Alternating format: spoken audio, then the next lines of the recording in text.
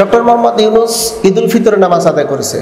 এটাকে কেন্দ্র করে সামাজিক গণযোগাযোগ মাধ্যমে ব্যাপক আকারে ট্রল হচ্ছে।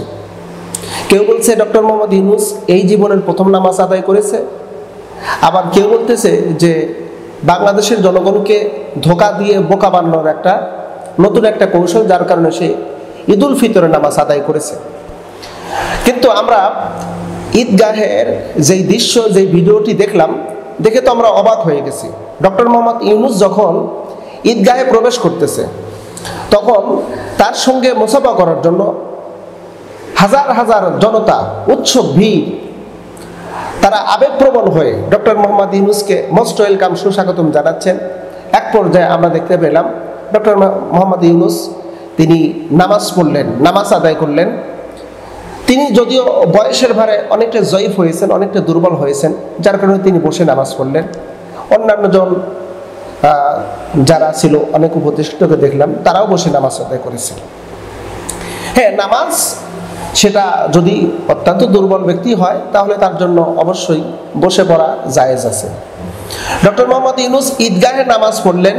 নামাজ পড়ার পর তিনি জাতির উদ্দেশ্যে তিনি বক্তব্য দিলেন, এবং তার শুরুতেই তিনি যে কথাটি উপস্থাপন করলেন, কথাটি হলো এই যে আজকে এখানে যারা উপস্থিত আছেন সকলকে আমার ঈদ মোবারক।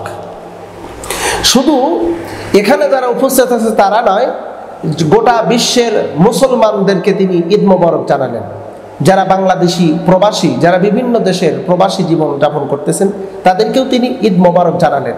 তবে সবচেয়ে আনন্দের বিষয় হলো, বাংলাদেশে আমরা এই প্রথম দেখলাম যে বাংলাদেশের একজন প্রধানমন্ত্রীর আসনে সমাহিত হওয়ার পরে ঈদগাহে নামাজ পড়ল।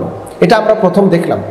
অর্থাৎ আমার হায়াতের যতটুকু সময়, সেইটুকু সময়ের ভিতর আমি দেখতে পারলাম। তার কারণ হলো, ইতিপূর্বে প্রধানমন্ত্রী ছিল খালেদা জিয়া, এরপরে প্রধানমন্ত্রী একটানা শেখ হাসিনা,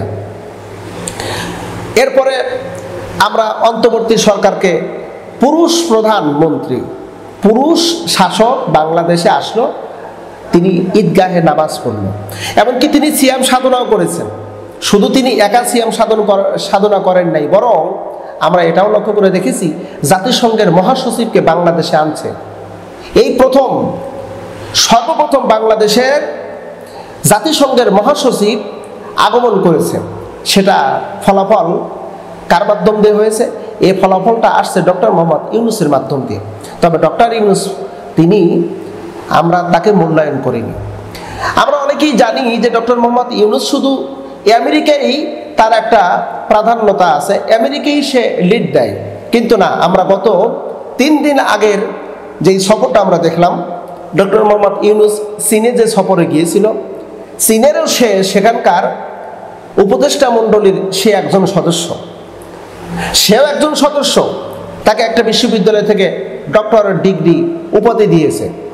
শুধু তাই নয়, বাংলাদেশে হাজার হাজার কোটি টাকার বিনিয়োগ নিয়ে এসেছে।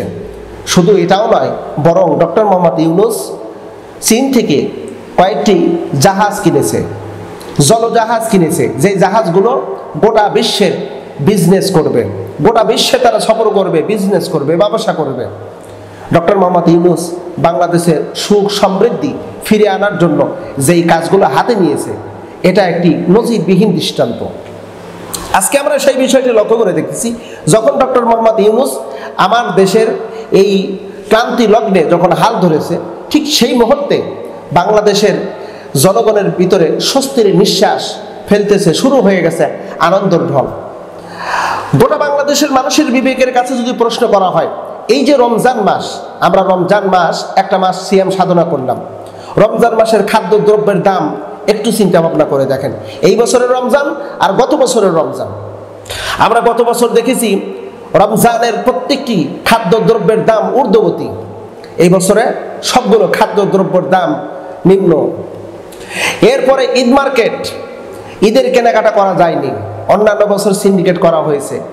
এই বছরে মানুষ ঈদের নামাজ পড়ে যত স্বস্তি শান্তি পেয়েছে, এত শান্তি বিগত 16 বছরে পায়নি। না পাওয়ার কারণ কি? না পাওয়ার কারণ হলো একটাই, সেই সময় ছিল দুঃশাসন। মাইট ইজ রাইট, জোর যার মূল্য তার ছিল। তারা সাধারণতভাবেই জনগণের উপরে কোণঠাসা করে বসেছিল। কিন্তু বর্তমান আমরা ডক্টর মোহাম্মদ ইউনূসের শাসন আমলে তা দেখতে পাচ্ছি যে বাংলাদেশটাকে তিনি যেন একটা রোল মডেল, বিশ্বের ভিতরে একটি অন্যতম রাষ্ট্রে পরিণত করার একটা ব্যাপক পরিকল্পনা হাতে নিয়েছে। তিনি কিন্তু একটা কথা বলেছেন, ডক্টর মোহাম্মদ ইউনূস বলেছেন যে বাংলাদেশ বিশ্বের কাছে যাবে না, বিশ্ব আসবে বাংলাদেশের কাছে। কারণ এই দেশের ভিতরে, মানুষের ভিতরে আছে উদ্যোক্তা, আর মানুষকে উন্নতি সমৃদ্ধিশীল করার জন্য সবচেয়ে যে জিনিসটি প্রয়োজন তা হলো উদ্যোক্তা। আর বাংলাদেশের মানুষের ভিতরে সেইটা আছে। বাংলাদেশের মানুষের ভিতরে পরিশ্রমের, তারা যে পরিশ্রম করতে পারে এই পরিশ্রমের চিন্তা ভাবনা আছে। বাংলাদেশের মানুষের আছে মেধা, বাংলাদেশের মানুষের আছে কর্মচিন্তা। এই বাংলাদেশ থেকে লক্ষ লক্ষ মানুষ বিদেশে পাড়ি জমায়েছে, তারা সেখানে কাজকর্ম করে টাকা পয়সা বাংলাদেশে রেমিটেন্স পাঠায়, আমরা সেটা দেখতে পাই। প্রিয় বন্ধুরা, ডক্টর মোহাম্মদ ইউনূসের নামাজকে নিয়ে এত টল করতেছে তারা কারা? তারা খুঁজে দেখেন তারা কারা। কে বলতেছে যে জীবনের প্রথম নামাজ পড়েছে ডক্টর মোহাম্মদ ইউনূস? আসলে আমরা সে ব্যক্তি কত ভালো মন্দ সেইটা আমার মূল বিষয় না, সে ব্যক্তির কর্মটা কেমন এটা আমার সবচেয়ে বড় বিষয়। বাংলাদেশকে এই যে এখনো পর্যন্ত নির্ভরশীল রাষ্ট্রে পরিণত করার জন্য যেই কঠিন খেলায় নেমেছে ডক্টর ইউনূস, যেটা খুবই কঠিন, যেটা ভাবা খুবই কঠিন। ডক্টর মোহাম্মদ ইউনূস যদি দেশের দায়িত্ব দিতে না দিত তাহলে এই দেশটাকে টুকরো টুকরো করে ফেলতো পার্শ্ববর্তী দেশ ভারত। আমরা তো অনেকে মনে করছি যে ডক্টর মোহাম্মদ ইউনূস বড় একজন সুদখোর, ও পলায়ে চলে যাবে। এই যে নানান প্রকারের বিভিন্ন বিভ্রান্তিমূলক কথা ছড়ানো হচ্ছে, আসলে মূল বিষয় হলো বাংলাদেশে কেউ যদি ভালো কিছু করতে চায় তাকে ভালো কিছু করতে দেওয়া হয় না। কেন করতে দেওয়া হয় না?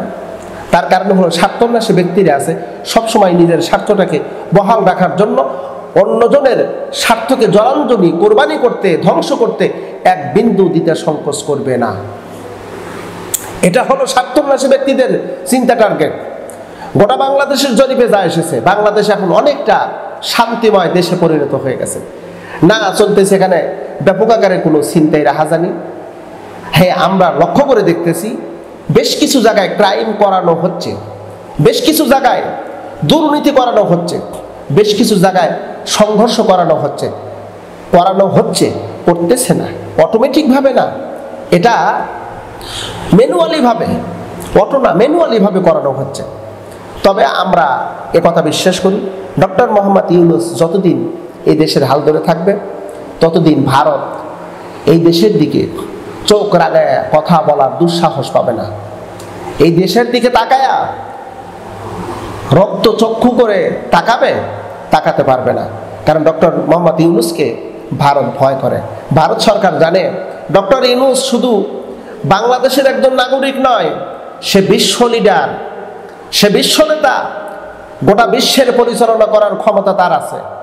তার ভিতরে আছে মেধা, তার ভিতরে আছে হলো অর্থনৈতিক প্রজ্ঞা, প্রত্যেকটা বিষয় তার ভিতরে আছে। প্রিয় বন্ধুরা, ডক্টর মোহাম্মদ ইউনূস বাংলার একজন বীর, এই বাংলার একজন শ্রেষ্ঠ বীর। সে যেভাবে দেশটাকে আগলে রাখতেছে, আমরা আশা করি ভবিষ্যতে এই বাংলাদেশের অনেক উন্নতি হবে। এটাই হলো সবচেয়ে বড় কথা।